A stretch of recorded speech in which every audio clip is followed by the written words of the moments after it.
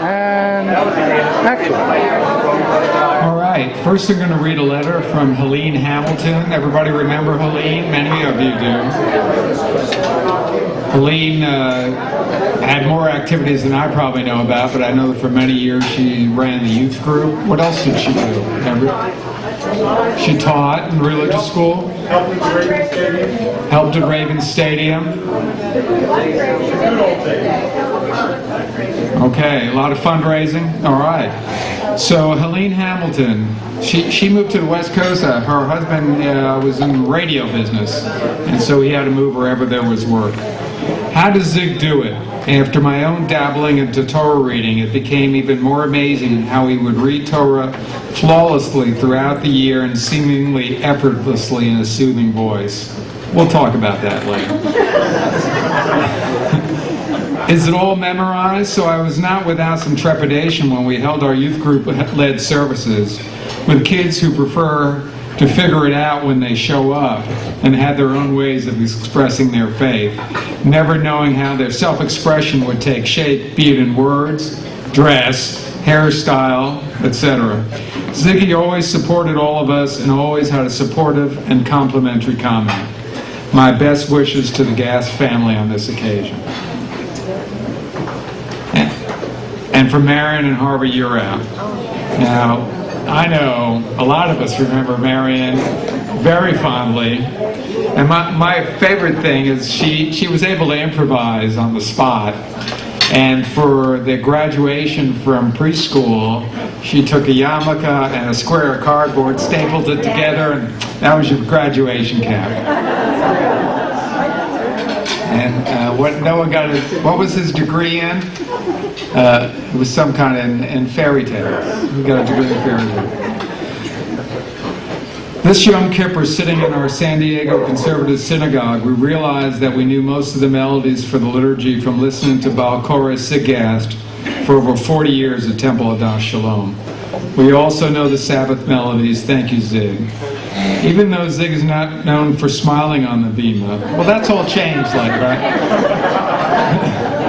We recall that when his first grandchild, Brandon, was a baby and crawled onto the bima, Grandpa Zig smiled. Also, when I taught preschool and that same Brandon was a student, usually Grandma Carol would be my teaching aide when it was the family's turn to assist. However, 1 or 2 times Grandpa Zig took a turn in place of Grandma. That was a great experience for the preschool and I think for Sig too. Our best wishes to Sig Gast and family. Love, Marion, Harvey, and the Urel family. Now we're going to get a few comments from Kevin Gast.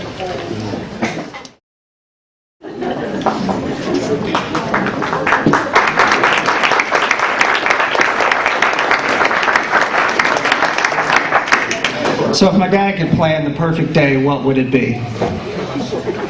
A Saturday morning service, no minion, and 2 Klein's deli trays.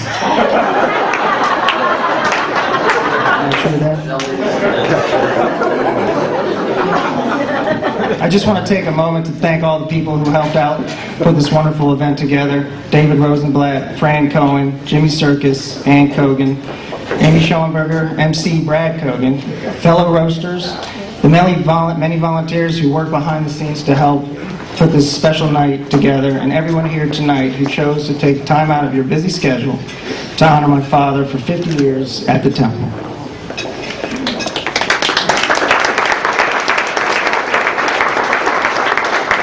So I can honestly say, after 50 years at the Temple, there wasn't a rabbi my father didn't love.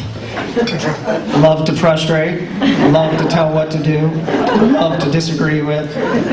Anyone happen to be at Yom Kippur service this year when Dad refused to shut the ark until he was done singing? Classic Sig Gast. It wasn't easy growing up the tone-deaf son of Sig Gast. The worst part for me was getting an honor. Now I know it's an honor to say the prayers before and after the Torah, but singing up front in front of the whole temple while your father is chanting Torah can be a little nerve-wracking, especially Sig Gast. Now I know these prayers are cold, but something always happens to me on the way up to the bima. Anyone else experience this? As I walk up, Dad gives me the look. What's this look, you may ask? It says, Kevin, don't screw up.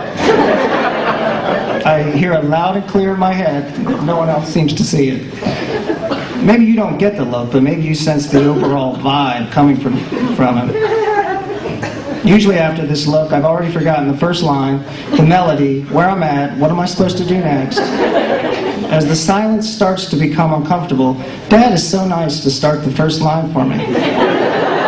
Oh yeah, I know the prayer.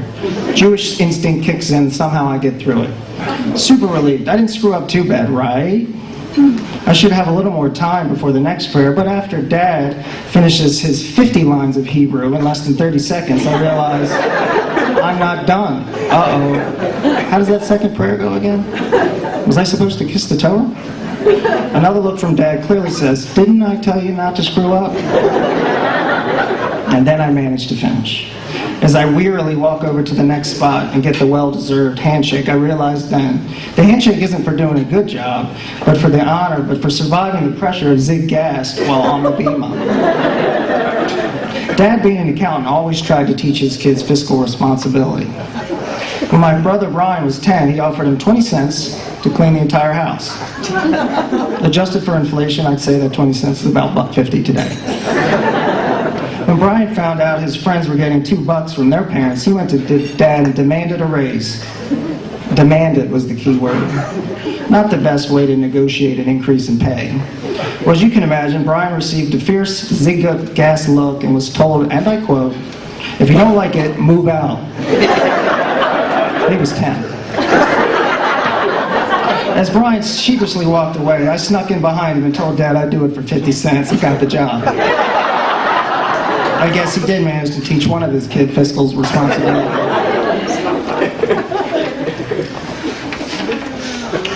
With Dad being retired, he has a lot of free time on his hands, as you can imagine. You probably didn't know this, but he has been working on a book for years. I was lucky enough to get a copy of the rough draft and thought I'd share some of the chapter titles with you. Chapter 1, Love and Marriage. 47 years of marriage and we never had a fight. Well, at least lasted longer than a year. Chapter 2, How to Spice Up Your Long-Distance Relationship. Chapter 3, Rabbis. Can't work with them, can't work without them. That's true, right? Chapter 4, Fashion Smashing. Buy one suit, wear it for 50 years, and it'll be back in style at least 5 times.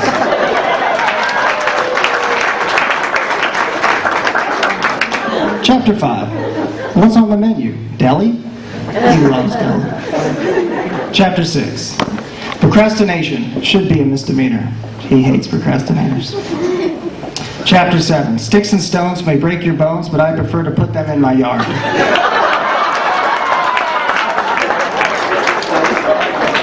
Chapter 8, No one ever listens to me. The list includes my wife, my kids, my grandkids, the rabbi, the religious committee, the Ravens, Peter Angelos, my neighbors, President Obama, Congress, and Prime Minister Netanyahu, to name a few. That's Chapter 8. Chapter 9, How to get your point across without offending your audience. What? What did I say? Chapter 10, Inspirational Quotes. These are all true quotes. After leaving his glasses on the roof of his car and driving away, he told my good friend, Joey, that's the price of being stupid. From this day on, anytime you screw up, that's the price of being stupid. When I brought home a subpar report card in middle school, Dad said, Kevin, the world needs ditch diggers. Maybe you can go to Ditch Digger Tech. It inspired me. I tried a lot harder. When my brother shot a BB gun through our window, Dad said, if you want to shoot a bleepity-bleep gun, join the bleepity-bleep army. Yes, Sig Gast occasionally cussed. Shocking.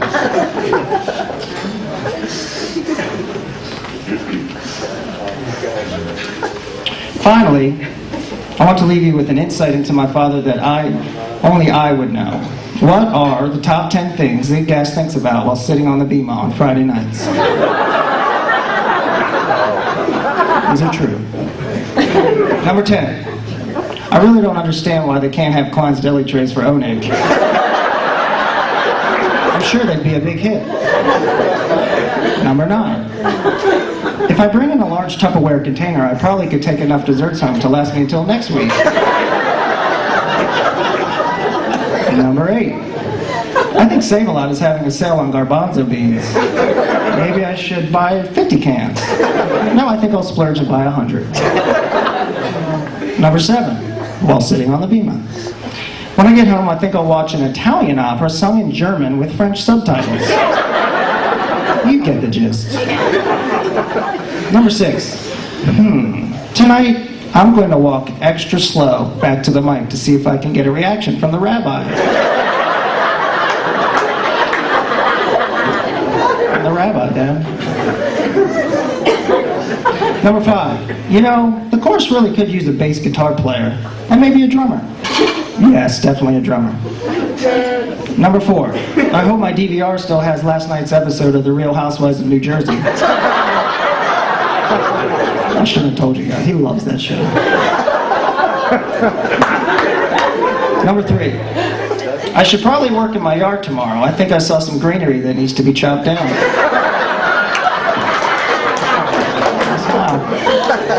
Number 2. I hope whoever gets an honor tonight doesn't screw it up. I think I'll give them a Sig Gast look to make sure they don't. That always helps. And number 1. The number 1 thing Sig Gast thinks about while sitting on the bima on Friday nights.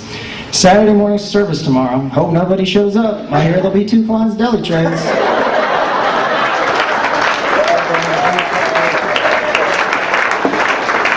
Dad, we love you, and you truly deserve a wonderful night like tonight to honor all your hard work and dedication. Mazel tov.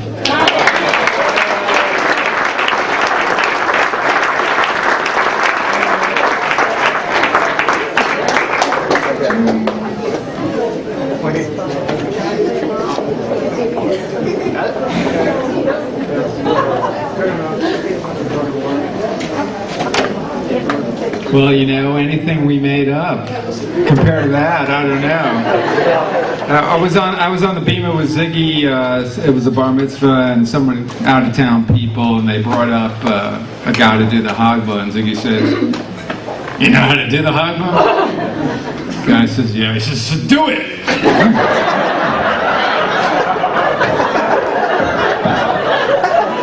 So Brian Follis is going to introduce our first entertainment and probably the most amazing thing you're ever going to hear.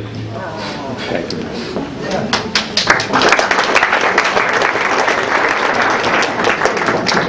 Thank you, good evening. So I was given one task. I'm very grateful. It was just one task, was find a singer that Siggy will like. So that gave me one really hard task. But I think we took care of that tonight. You're really going to enjoy it. You're all going to enjoy the singer. Her name is Miss Stacy Mastrian. She's going to be accompanied by our own Noah Cogan. She has 3 delightful selections for you. She's going to tell you about them.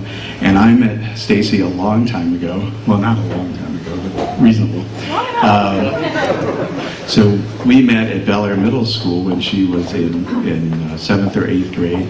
She was about 12 years old, had a solo, and we all just went, wow, that was really cool. And knew that she was going to do great things, and she went from Bel Air and has a doctorate in music from University of Maryland. She has sung all over the U.S. and Canada, and just came back from Venice where she sang at La Titra Fenice, and she has a wonderful voice. She sang with Susquehanna Symphony, and she has, again, 3 great things, and I'm very appreciative to Noah for accompanying, because you don't want to ever hear me play the piano. So let's welcome Miss Stacy Mastrian.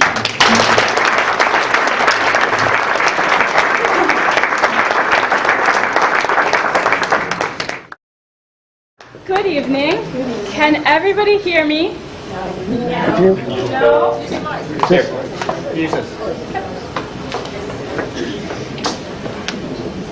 We will be performing 3 arias this evening. The first will be in English, and the second 2 will be in Italian. And just to make sure we're all on the same page, I will explain a little bit about what you're going to hear before each piece. The first is by Handel, and it is from Semele. It's based on classical mythology. I can't speak. And Semele, the main character, is in love with Jove, with Zeus. These themes were all the rage in the Baroque period. So she's in love with the king of the gods, but her father wants her to marry someone else. So what is a girl to do except to ask for help from the king of the gods about how to decide what in the world she should do?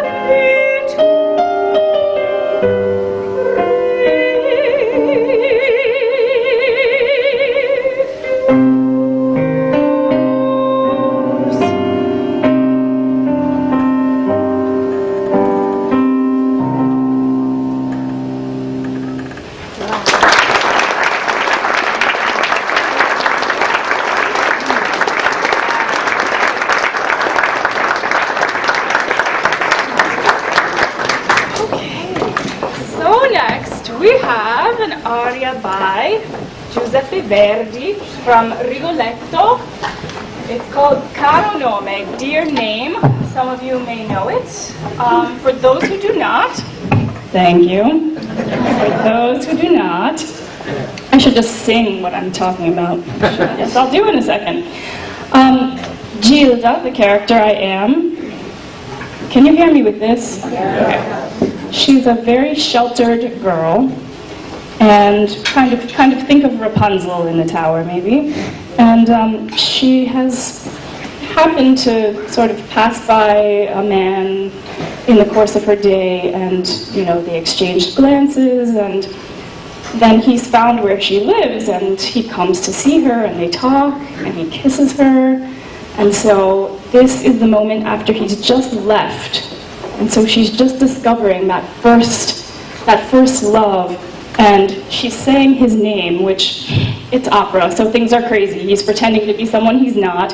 His name is Gualtier Malte, and so she's saying this name. Oh, dear name that makes my heart beat, I will always remember this feeling. My thoughts go with you always, and until my final breath, your name will be dear to me.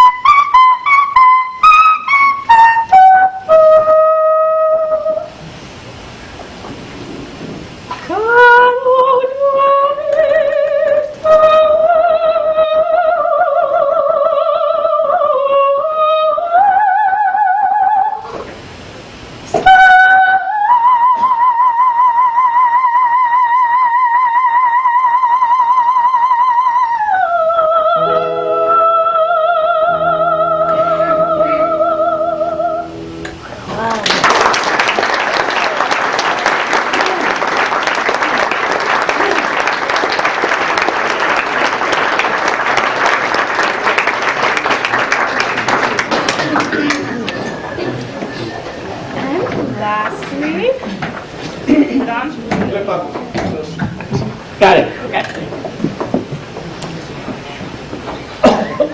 We have an aria that you might know from commercials or movies. It is O mio babbino caro from Puccini's Gianni Schicchi. And I kind of noticed there's a theme unintentionally for tonight. This translates to, "Oh, Daddy Dearest." I like him. He's beautiful. You know, girls in love. I want to go buy a ring. Yes, I want to go there. And if you don't let me, I will throw myself into the river. Now, this is a comedic opera, so she's exaggerating a little to sort of, get him to do what she wants. Yeah, she says, "Daddy, have pity, have pity."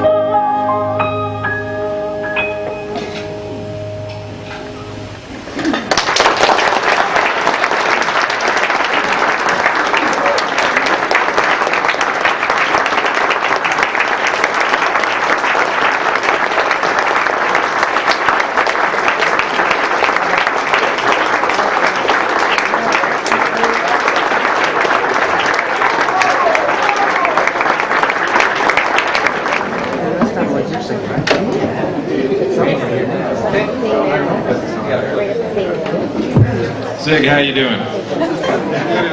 Hanging in. It's a struggle. How was that? Did you enjoy that? That's very nice. Good. Nice voice. She has a nice voice. That was a 10! Okay, so that was a surprise, right? You didn't know that was coming, right? Oh, okay, good. Also, Noah did a fine job. Noah did a fine job. Okay, well, he struggled mightily. He was intimidated by the whole process, but he did it for you, man. He loves you. And you'll find more out about that later tonight. Okay, now we had, Dave was going to go, but you want to give a little pause here. We have Rosalind Belkin here tonight. She has something she wants to say.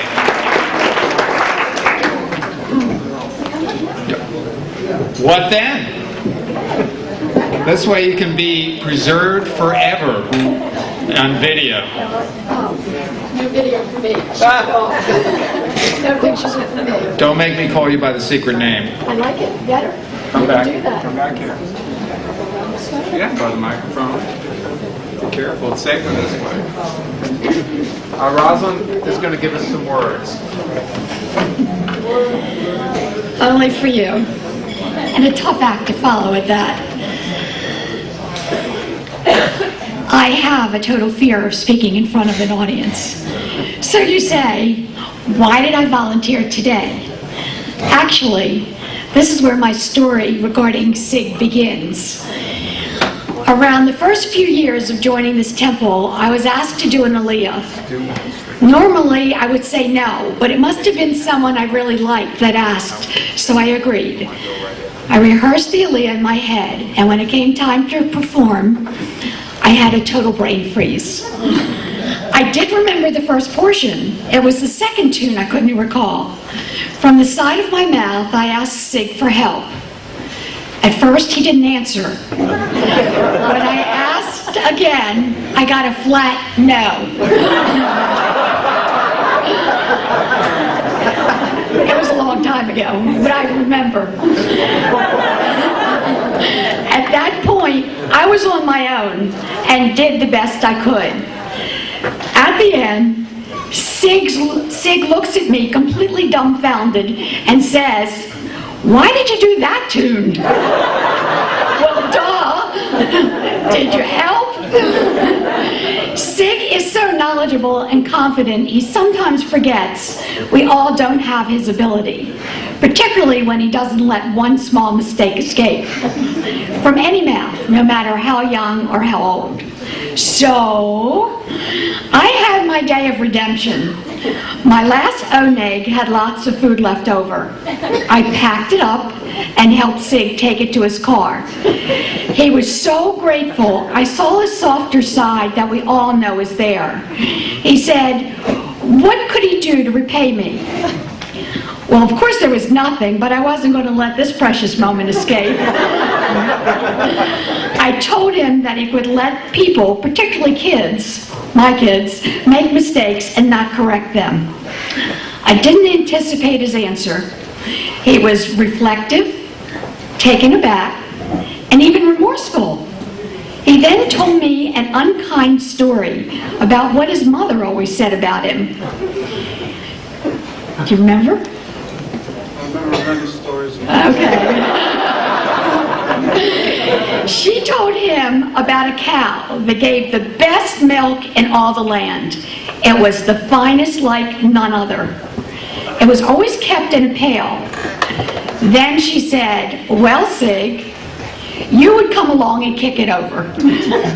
Sig must have carried that story with him as something that haunted him for him to repeat it to me at that time.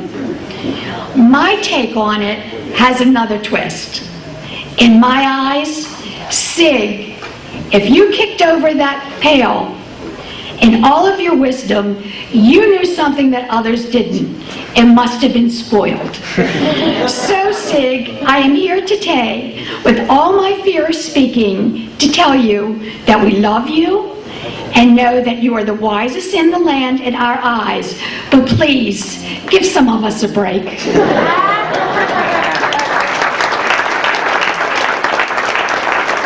Okay, our next guest is someone who's a phantom from the opera, I believe, heading this way. What could it be? Drama and danger. Stu Needles for you.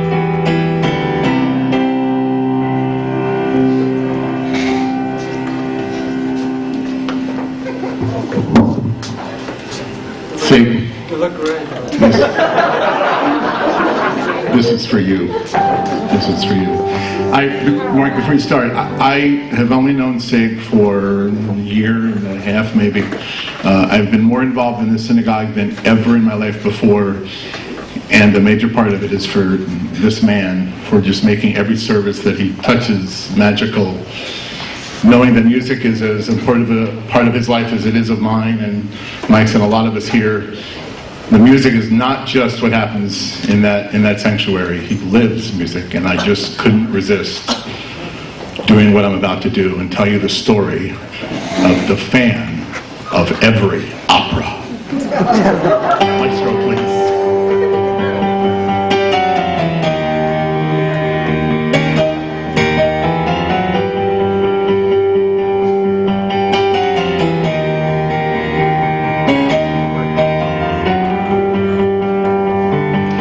And sure he sings to me each young toad he's here, that sweet voice that comforts me and quiets my fear.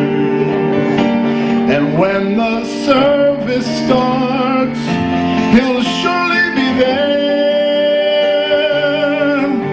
The fan of every opera is sitting in his bema chair.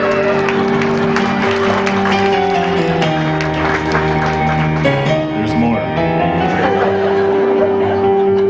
He knows the tropes so well. He brings me to tears. His voice so smooth and rich. It's been for years. He brings such joy to us and has for so long. The fan of every opera sings every one of our synagogue songs.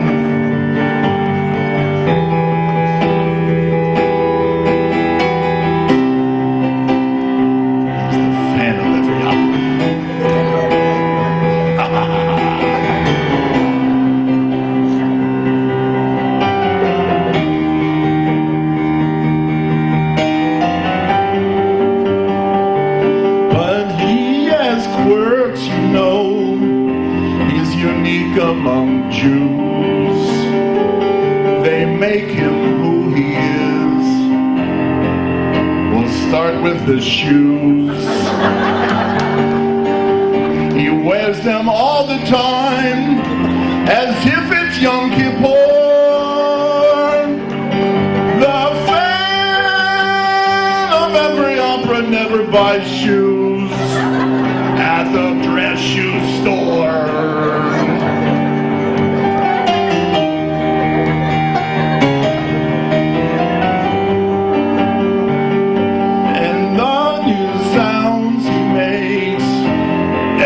Amplified, the sniffles that never end, despite every remedy he's tried.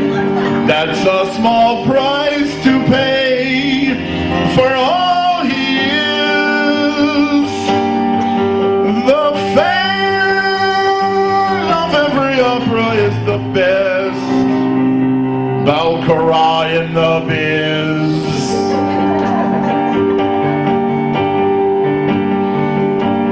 And when he's not in shul, he's not without song. Carmen La Boheme and Madame Butterfly, he could listen all night long. The man loves opera like he loves to sing.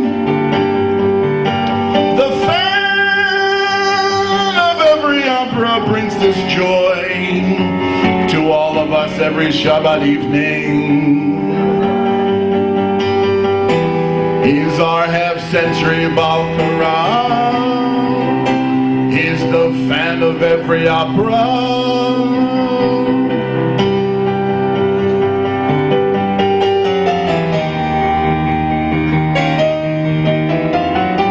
We're almost done, Sig. It's okay. And as I say farewell, there's one more thing. This man has done so much, much more than just sing. Look at him, look at him. His spirit shines so bright, laughter and joy he brings.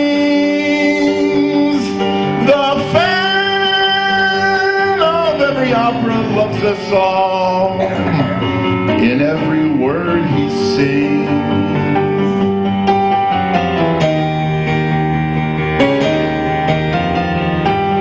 Thank you, fan of every opera. Keep singing for us, fan of every opera. Sing for us. Sing! Sing! Sing!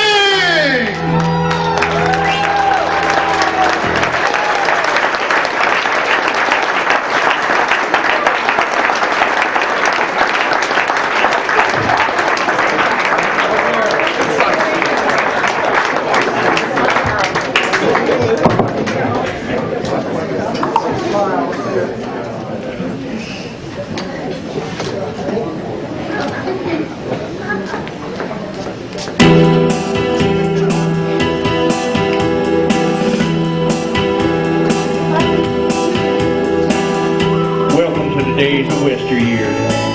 We bring you Bronco Busters on the Beamer. Join us as our two brave cowpokes gaze out of the lonely prairie of Pew on a rainy Friday night on a New Year's Eve weekend. Hey, Sig.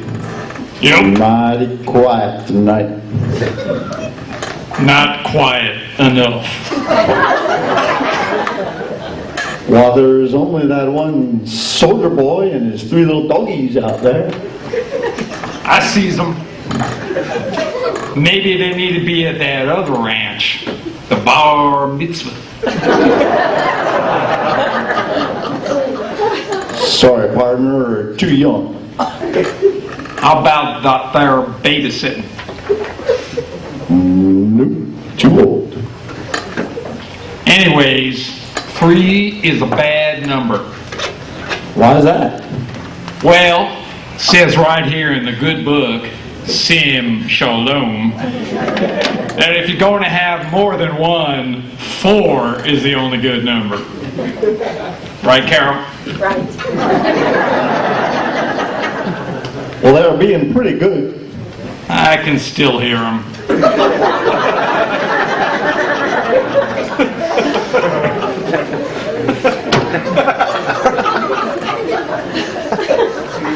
I can still hear y'all. It's New Year's Eve. Why aren't they all out? And then I can get all the oneg myself. I don't know. Why don't you send them down to the double oneg corral? The double oneg, okay. Say, do you know what oneg stands for? Oh. Not enough goodies. Very funny. I didn't know you liked jokes. Hey, I can laugh at a bad hog bug just like the next guy. Whoa. So, send them to the table and don't let them take nothing till I make sure everything tastes good. Thank you. Sits right down in his corner chair and barely makes a sound. But if you don't keep those Torahs right, you know he'll come unwound. Well, he rules Shabbat with an iron fist, so just you listen good. He'll say, kiss the Torah. Well, you better heed his word. Yippee amor, Akbar and Gilad. It's good, sing the Baal Koreh.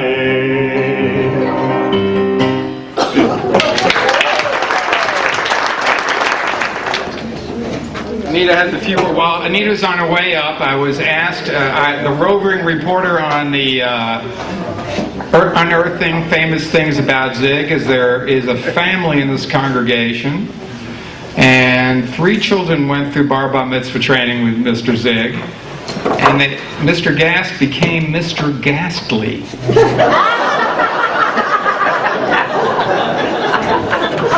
Can you imagine? You ready? All right, Anita with props.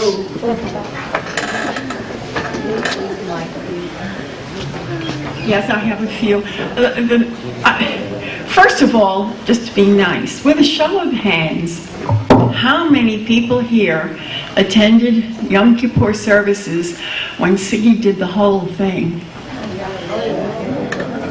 Yeah, there are a lot of us who remember that. Imagine that stamina. Okay, that's as nice as I can be.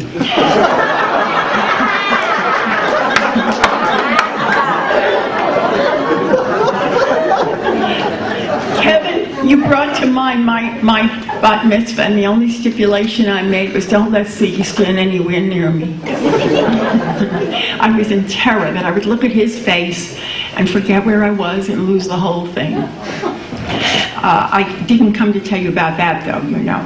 I have been a friend of Carol's for 45 years, so I know a lot of the skeletons.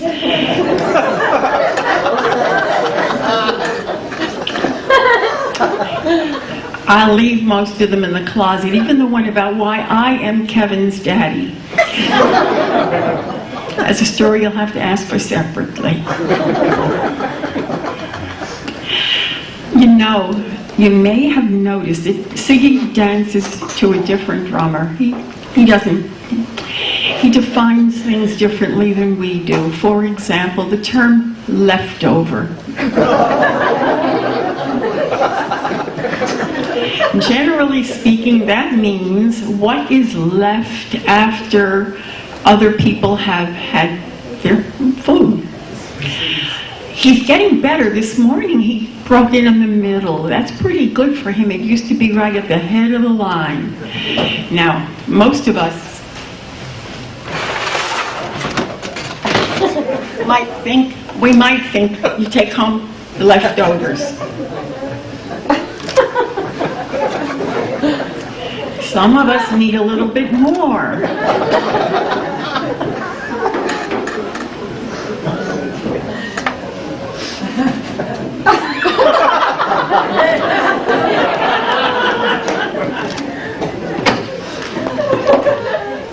This holds 4 bagels, cheese, cream cheese, grapes. He's very fond of grapes.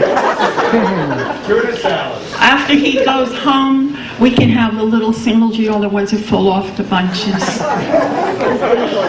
But I bought this thing thinking, well, this is going to be great, and I could, you know, do everything, but I couldn't quite make his portion today.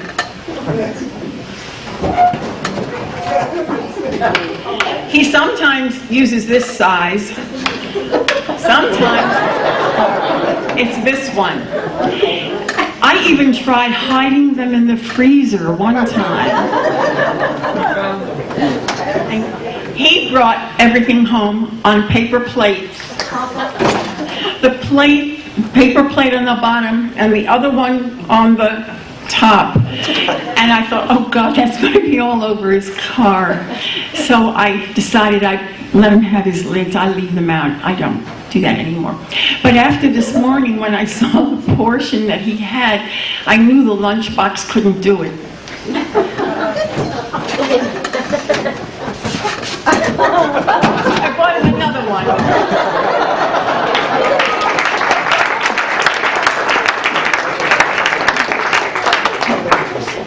There's just one other thing. I once asked Siggy why he doesn't stay and join us. We have a very nice oneg, we have conversation, we really get along well. We could tolerate him. But he said he can't because he has to go home and take his pills. And that was so foreign to me. You know, us seniors, we don't know anything about taking pills, so I thought, well, maybe we can do it this way. So I bought him a pill box. It says, medicated and motivated. So let's hope maybe he'll come sometime.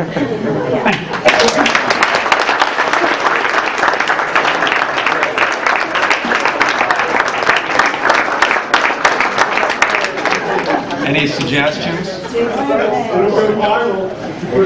Make it go, it'll go viral, yes, like a cold. Yes.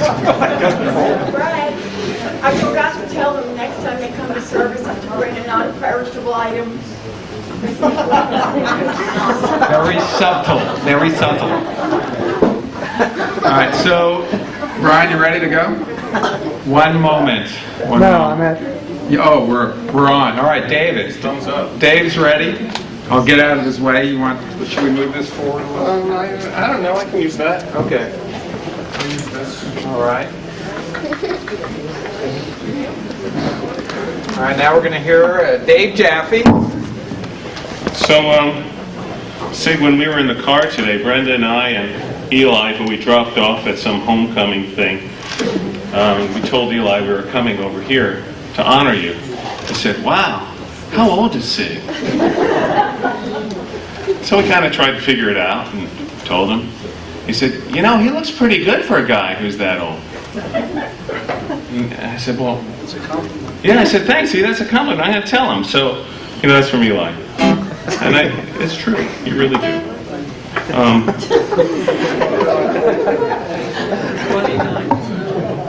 So about 20 years ago, we have all this music in the synagogue now. But 20 years ago when I first came and came up on the bima with a guitar, or even thought about the possibility of coming up on the bima with a guitar, there was a lot of all around the congregation. And the big question was not how the congregation would receive having instruments on the bima for Shabbat, but the question was, what would Sig think?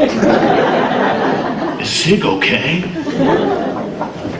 Are you guys all right up there? And I have to tell you, Sig, that it has been such a joy over the years. From day one, when I came up on the bima to sing with you, we have had a wonderful, wonderful time. What many people don't know, many people in this room know, but many people who are in the congregation on regular Shabbat evenings don't know what a funny man this is. But I've gotten a chance to enjoy his humor a little bit behind the scenes, and it's really been a privilege and a real joy for me and an honor. Sig, you are a true shaliach tzibor for this congregation and have been for many years. You are our ambassador, our connection between the higher power, God, and us here. And everybody here knows it. Everybody who comes and hears you sing knows it. My late grandmother knew it when she came here at age 93 and 94. Brenda, she came in here and she didn't care about anything. She didn't really understand anything that was going on in the service, but she heard Sig's voice and it brought it back. And it was a very beautiful and powerful thing. You've told me when we're in the little rabbi study dressing room before we're about to start on a number of occasions that for you, the music is a gift. And so you've always been very humble about it, and those are the words that always come out. It's just a gift, and you feel compelled to give it. So for you tonight, I thought I would share a little gift. I thought about songs that I knew, songs that I could sing and share. And this is one from my past, 25 years ago. There were only a few of you who will recognize this tune, but the words are Ten lo mishalo she'ata v'shalach shalo, which means give to God that which is God's, since you and all that is yours is God's.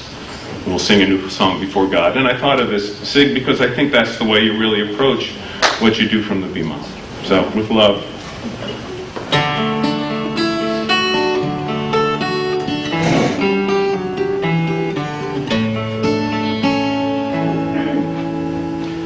Ten lo mishalo she'ata v'shelach shelo. Ten lo mishalo she'ata v'shelach shelo.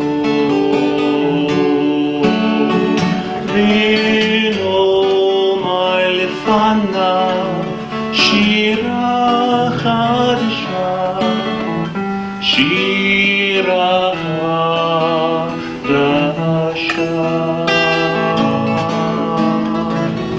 V'no mai lefanav shira chadasha, shira chadasha.